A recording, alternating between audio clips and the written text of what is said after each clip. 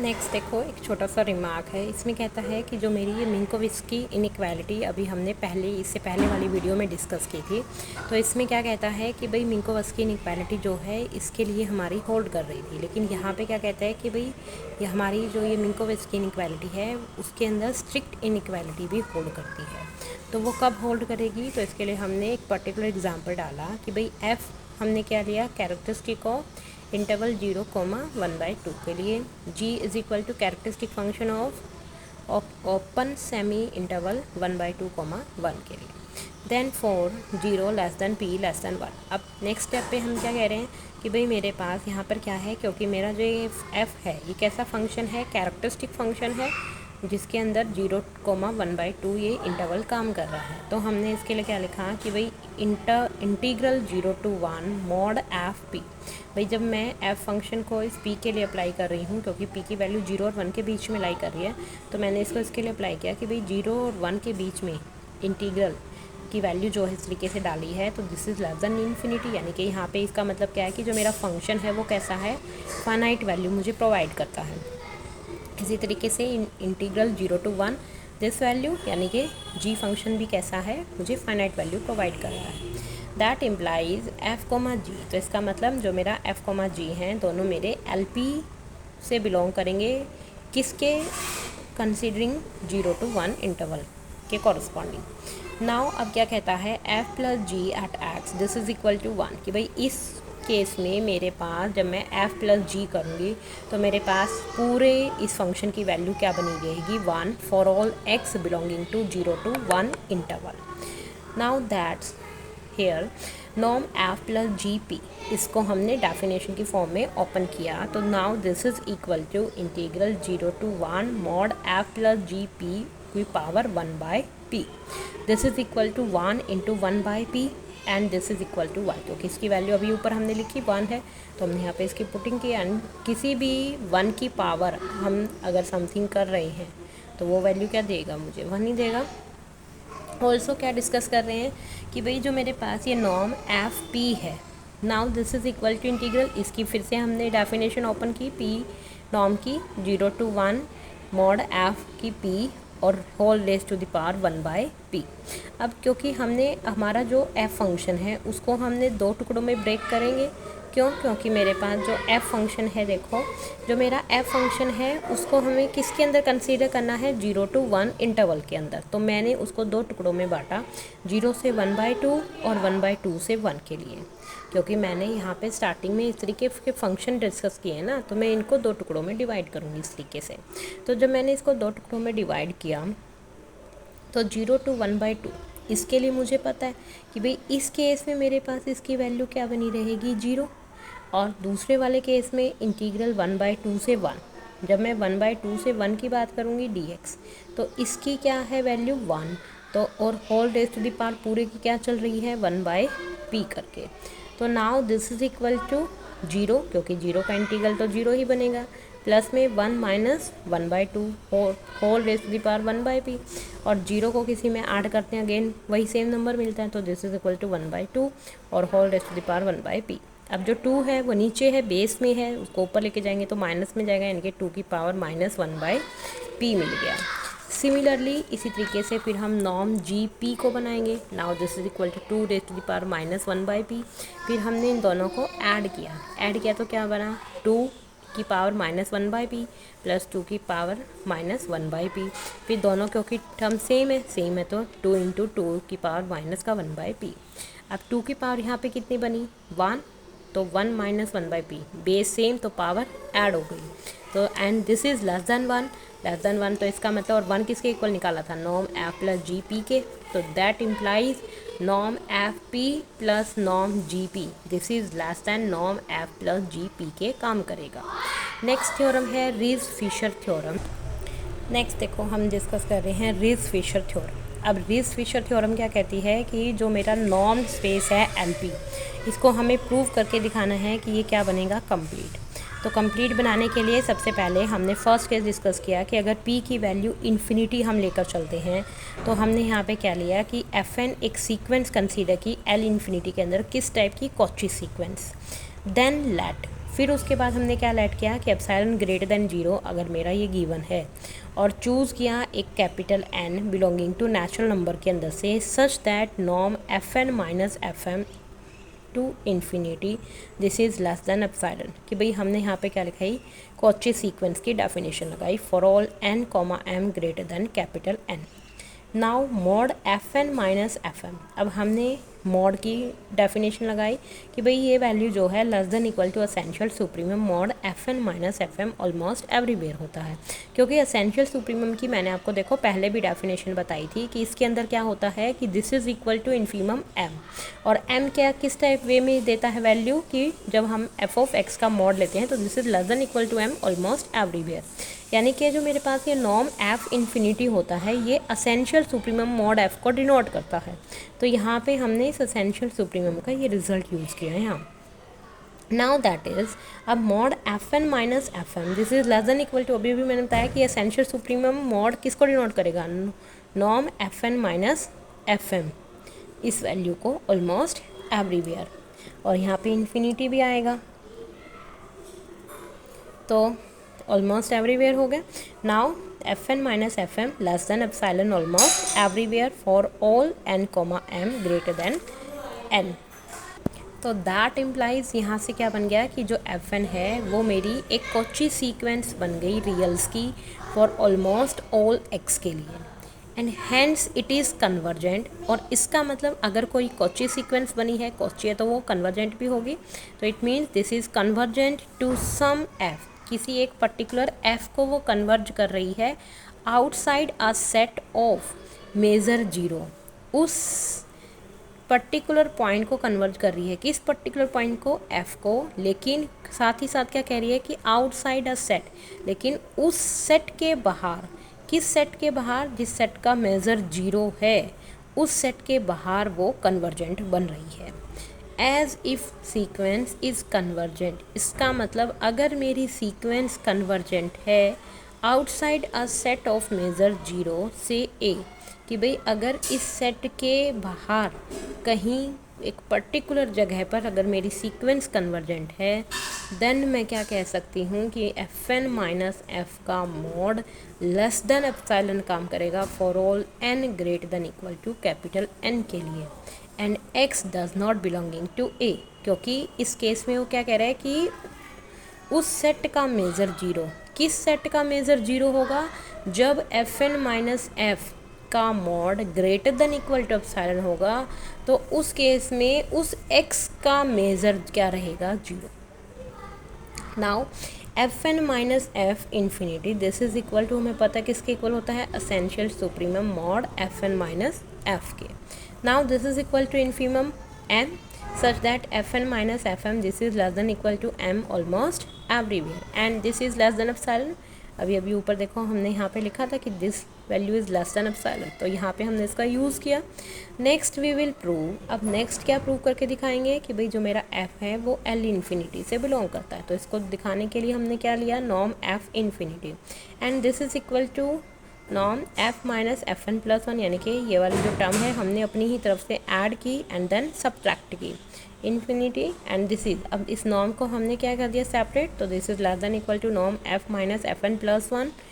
Infinity plus norm Fn plus 1 infinity, and this whole value is less than epsilon, why, because norm f minus Fn plus 1 infinity this is less than epsilon and this value is less than infinity, और जब इन दोनों terms को add करेंगे तो this is less than infinity, क्योंकि infinity से बड़ा तो कुछ होता ही नहीं है। दैट इम्प्लाइज f मेरा किस में चला गया, L इन्फिनिटी में, L इन्फिनिटी में चला गया, इसका मतलब मेरी सीक्वेंस हमने ऊपर क्या दिखाया कि वो कन्वर्ज करती है L इन्फिनिटी में, और f इसको बिलोंग भी कर रहा है, तो इसका मतलब मेरा L इन्फिनिटी क्या बन गया, कंप्लीट।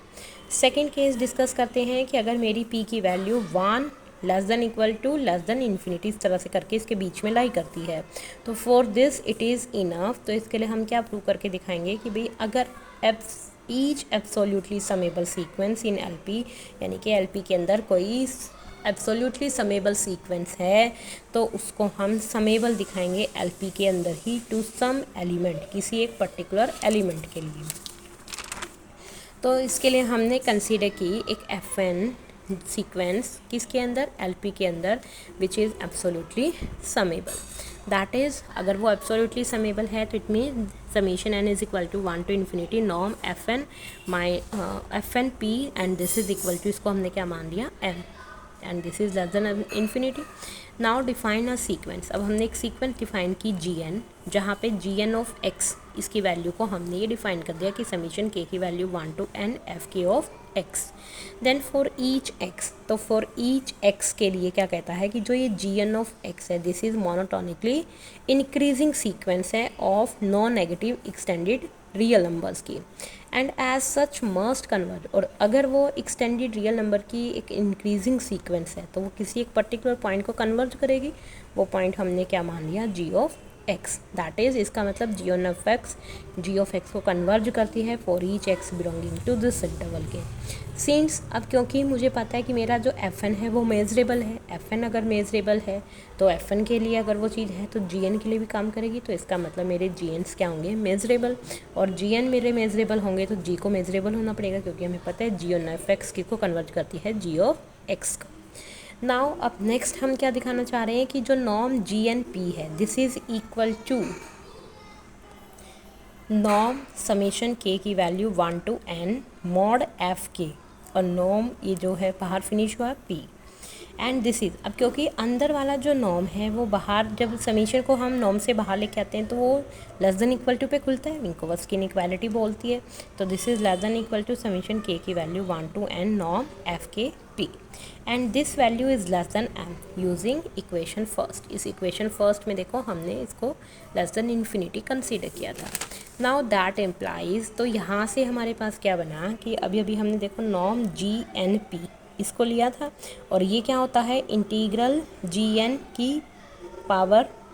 p और whole raise to the power 1/p। तो यहाँ पे हमने इसको ये पुटिंग कर दी, तो ये क्या बन गया, gn मॉड की p whole raise to the power 1/p and this is less than m।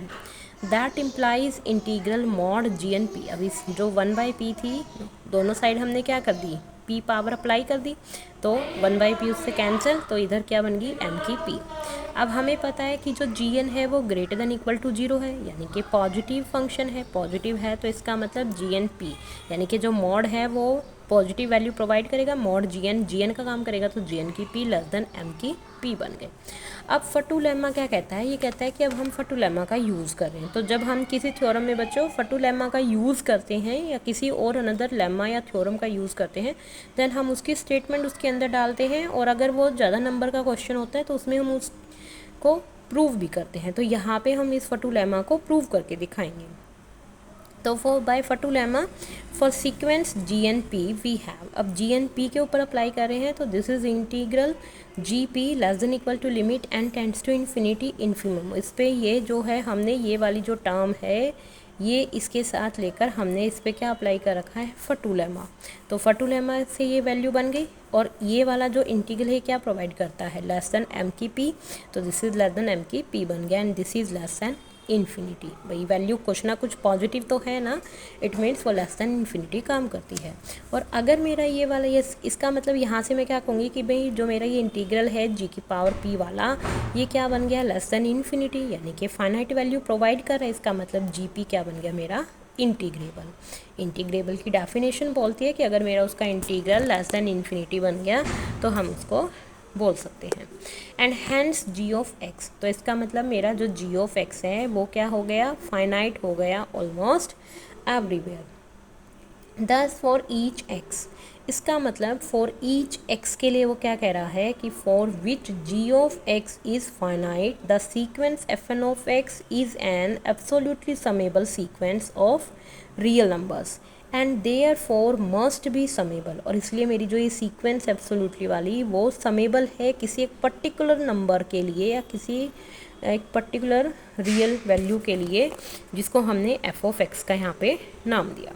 अब नेक्स्ट स्टेप पे हमने क्या कंसीडर किया, हमने f ऑफ x को सेट कर लिया कि बेस की वैल्यू हमने क्या मान ली, 0 फॉर दोज x। तो यहाँ पे हमने क्या कर रखा है कि f ऑफ x को सेट किया है इक्वल टू 0 के लिए for those x where g of x क्या है equal to infinity. That is summation n की value 1 to infinity mod fn of x converges for almost all x. तो इसका मतलब अगर वो कन्वर्ज कर रही है तो that implies summation n is equal to 1 to infinity f n of x converge करेगी फॉर ऑलमोस्ट ऑल एक्स के लिए। Now define f of x. Next step पे हमने डिफाइन किया कि जो मेरा एफ ऑफ एक्स है this is equal to summation n is equal to 1 to infinity f n of x whenever it converges, यानी कि जब मेरा ये फंक्शन कन्वर्ज करता है तो इसकी वैल्यू एफ ऑफ एक्स की वैल्यू हमने जो है ये कंसीडर की,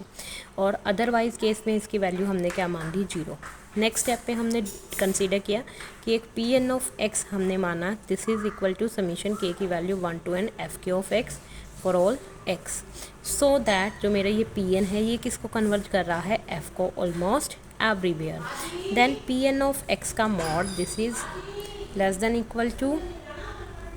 समीशन के की value 1 to n mod f k of x and this is equal to g n of x, this is less than equal to g of x, क्योंकि g N हमें पता है कैसी है, increasing sequence है। अब अगर जी मेरा एल पी से बिलोंग कर रहा है तो that implies integral g P मेरा क्या होगा, लेस देन इन्फिनिटी, और अगर ये चीज़ लेस देन इन्फिनिटी है तो that implies integral p n की p this is less than equal to integral g p, क्योंकि ऊपर हमने ये चीज़ यहाँ से लिखी हुई है देखो, तो this is less than infinity. तो इसका मतलब मेरा पी एन भी किस में बिलोंग कर जाएगा, एल पी में। Also for all x mod f of x, तो इसका मतलब जो मेरा ये मॉड एफ ऑफ एक्स है this is less than equal to g of x